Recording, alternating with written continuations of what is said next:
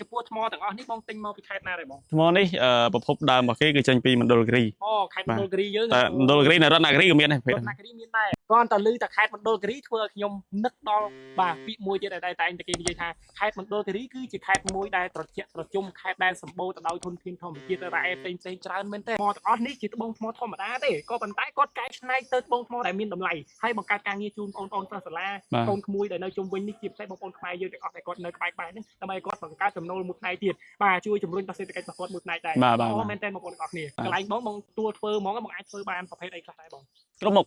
ឲ្យតែថ្មក្នុងស្រុកខ្មែរឲ្យថ្មថានិយាយទៅឲ្យពាក់ព័ន្ធមួយរឿងថ្មធម្មជាតិស្អីក៏ខ្ញុំអាចធ្វើបាន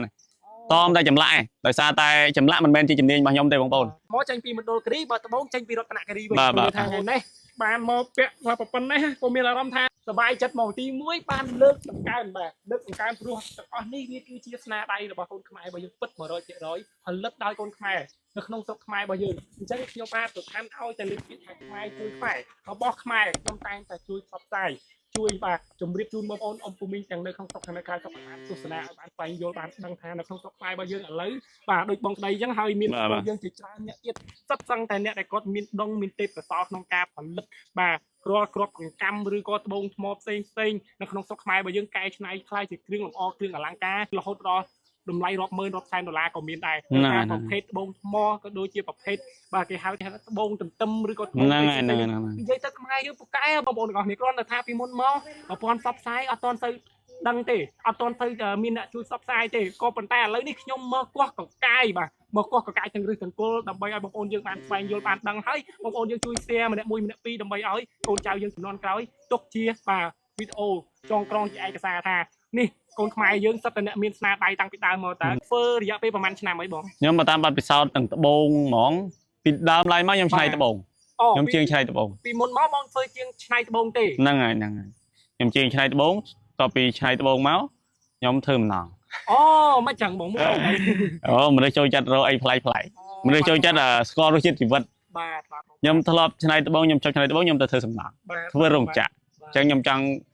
់បានបទពិសោធន៍ជាមួយនឹងការងារបាទមុននឹងខ្ញុំបើកកន្លែងមុននឹងខ្ញុំមានកូនជាងប៉ុណ្ណឹងគឺយើងត្រូវដើរធ្វើការងារអស់ឲ្យដឹងថាការងារវាពិបាកមិនអញ្ចឹងណាហើយតម្រូវទៅយើងបបែកចំណិតមកធ្វើកម្មអូមែនទេបងហើយអញ្ចឹងរាល់ថ្ងៃហ្នឹងកូនជាងបងមានប្រហែលអ្នកបងជាងខ្ញុំទាំងអស់ហ្មងទាំងអស់ទ្រូមទាំងខ្ញុំផ្ទាល់10នាក់11នាក់អូវ៉ាវបងប្អូនតែគាត់ថាអ្នកខ្លះគាត់នៅរៀននៅអីចឹងណាហើយក៏មកធ្វើជាប់ពេញតែ7នាក់អូល្អមែនតើបងប្អូនគ្នាឃើញទេចំណុចនឹងមួយខ្មែរជួយខ្មែរបាទតែពេលដែលបងប្អូនមកជួយគ្រប់គ្រងឲ្យបងប្រុសគាត់ចេះមានដងមានទេពកោសល្យមកកែច្នៃគ្រឿងថ្មទាំងអស់នេះជាត្បូងថ្មធម្មតាទេក៏ប៉ុន្តែគាត់កែច្នៃទៅត្បូងថ្មដែលមានតម្លៃហើយបង្កើតការងារជូនបងប្អូនសិស្សសាលាកូនក្មួយដែលនៅជុំវិញនេះជាពិសេសបងប្អូនខ្មែរយើងទាំងអស់ដែលគាត់នៅក្បែរនេះដើម្បីគាត់បង្កើតចំណូលមួយផ្នែកទៀតបាទជួយជំរុញដល់សេដ្ឋកិច្ចរបស់គាត់មួយផ្នែកដែរអូមែនតើបងប្អូនទាំងអស់គ្នាហើយបងអានេះបើយើងនិយាយថាប្រភេទនេះត្បូងថ្មបងប្អូនកាមេរ៉ាមែនសូមមកជួយមកខ្លុសតិចឲ្យបងប្អូនយើងគាត់តែឃើញអានេះគេហៅសាច់ថ្មប្រភេទត្បូងថ្មបាញ់ដុកបាទអានេះបើតាមភាសាអង់គ្លេសបាទគេបំបែកមកគេហៅគាត់ថា green jasper បាទអូបាទហើយប្រភេទនេះយើងអាចយកទៅធ្វើអីបានខ្លះបងបើប្រភេទនេះបើយើងនិយាយទៅយើងអាចកែច្នៃបានច្រើនសូម្បីតែចម្លាក់បាទកងដៃចិញ្ចៀនខ្សែក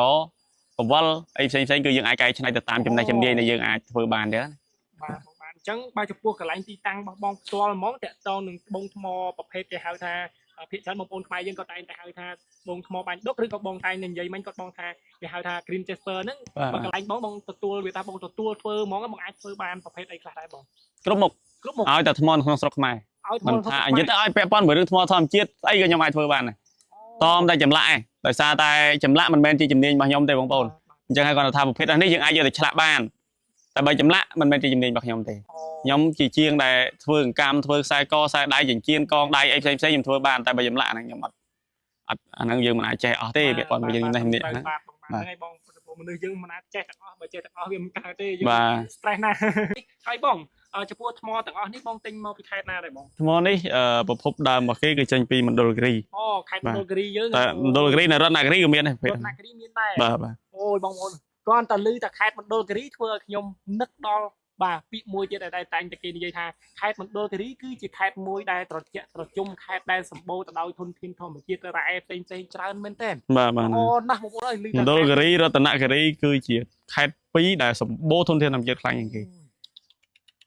ប្អូនយើងគាត់តែឃើញអញ្ចឹងគាត់នៅលឺតែខេត្តដូលគិរីស្អីក៏ដោយលឺតែត្បូងស្អីគេហៅថា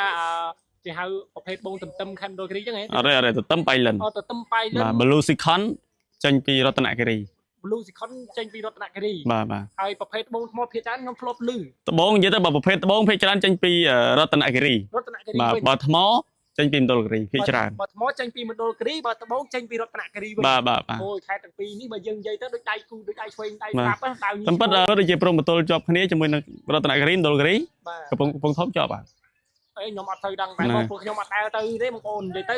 អត់ដែលទៅសោះបាទខេត្តហ្នឹងបាទធ្លាប់តែលឺហើយសង្ឃឹមថាថ្ងៃណាមួយក្តីត្បូងថ្មធម្មជាតិនឹងខ្ញុំនឹងវត្តនឹងមានវត្តគង់តែទៅដល់បាទនឹងមានវត្តមាននៅខេត្តមណ្ឌលគិរីដើម្បីបងប្អូនយើងស្គាល់មើលថាខេត្តមណ្ឌលគិរីធ្លាប់តែនេះបងប្អូនយើងគាត់នេះផ្ញើថ្មលក់ថ្មឲ្យពួកក្តីនេះមកដល់ផ្ទះដល់ខេត្តស្វាយរៀងតាំងយើងនៅនេះខេត្តស្វាយរៀងទេខេត្តស្វាយរៀងអត់មានភ្នំទេហ្នឹងអូស្ថានឯកកំភៃរឿងពាក់ព័ន្ធមួយរឿងទៅមណ្ឌលគិរីមានបងប្អូនច្រើនមែនតើគាត់តែងតែសនំពោថាពូពួកឯងមកដល់ផ្ទះខ្ញុំម្ដងមកដល់មណ្ឌលគិរីម្ដងមើលហើយសូមប្រាប់បងប្អូនថាគង់តែទៅដល់បាទតែខ្ញុំមុនទៅខ្ញុំធ្វើវីដេអូមួយថ្ងៃមុនហើយថ្ងៃឡើងចាញ់ទៅហើយចាំទទួលបាយទូទឹកខ្ញុំផងបាទបងប្អូនបាទអញ្ចឹងសង្ឃឹមថាវីដេអូនេះនឹងមានបងប្អូនខ្មែរយើងទាំងក្នុងស្រុកទាំងក្រៅស្រុកនឹងពេញចិត្តនឹងគ្រប់គ្រងនឹងជួយលើកដង្កើងគ្នាដើម្បីឲ្យខ្ញុំបាទទៅឋានយូនឹងមានវត្តមាននៅខេត្តផ្សេងៗទៀតមិនថាបាទរោងថ្មទេរឿងអីក៏ដោយដើម្បីធ្វើម៉េចជួយផ្សព្វផ្សាយគ្នាខ្មែរជួយខ្មែរខ្ញុំធ្វើទាំងអស់នេះដើម្បីទុកឲ្យកូនចៅយើងចំនួនក្រោយបានឃើញអញ្ចឹងបើខ្ញុំបាទពីអ្នកក្តីគុណធម៌ជាតិនិយាយប្រើពាក្យពេចន៍លើលួសខុសឆ្គងត្រង់ណាក៏សូមការខន្តីនិងអភ័យទោសរាល់កំហុសខុសឆ្គងអញ្ចឹងសូមជូនពរឲ្យបងប្អូនទាំងអស់គ្នាបាទបាទសូមឲ្យជួបតែសេចក្តីសុខសេចក្តីចម្រើនទាំងអស់គ្នាសូមគោរពលាបាទ